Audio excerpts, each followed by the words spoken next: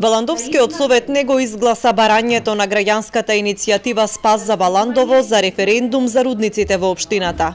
На денешната воредна седница советниците на СДСМ бараа како точка на дневен ред да се стави и барањето за референдум, пошто советниците на владеачката ВМРО ДПМНЕ гласаа воздржано.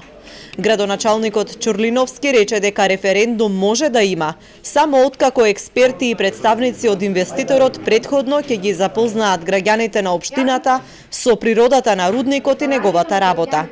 Кога ќе завршиме и кога секој граѓанин ќе го слушне јавното искажување на врвните стручњаци од нашата држава, а тоа се рударските инженери, хемичари, биолози, сите тие што учествуваа во изготвувањето, а денес ќе слушнете на еколошкиот елаборат, бидејќи тоа е најпроблематичниот во изградбата, тогаш ќе седнеме на седница и ќе кажеме да, слушнавме, стасан е моментот за референдум, нема потреба да собирате 2000 потписа. Јас ќе ви кажам, ќе донесеме одлука да излезат граѓаните на референдум, ама секој граѓанин ќе биде запознаен со тоа што треба да биде запознаен. Многу е очекувано дека на нас концесионерот или било кој друг кој би не бил тука представник или оние кои што ги дале дозволите, дека ќе не убедуваат дека ќе не убедуваат во екосистемот и во тоа колку стандардот ќе биде заштитен и колку нема да биде загрозена животната средина. Значи тоа е сосема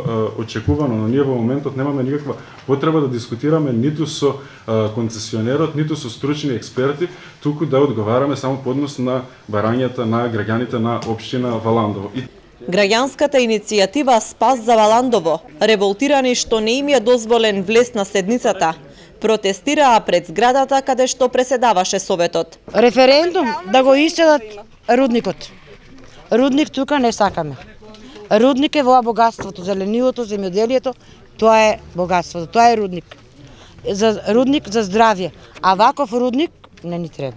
За референдум прво, за рудникот дека сме против. Сакаме чиста средина. Младите си бегат. Нека питат кој сака да работи рудник. На денешната седница присуствуваа и представници на инвеститорот Сардич МЦ, како и заменик министерот за економија Кристијан Делев и државниот секретар во Министерството за животна средина Сонја Лепиткова. Советниците на СДСМ ја напуштија седницата и не ги слушаа нивните излагања.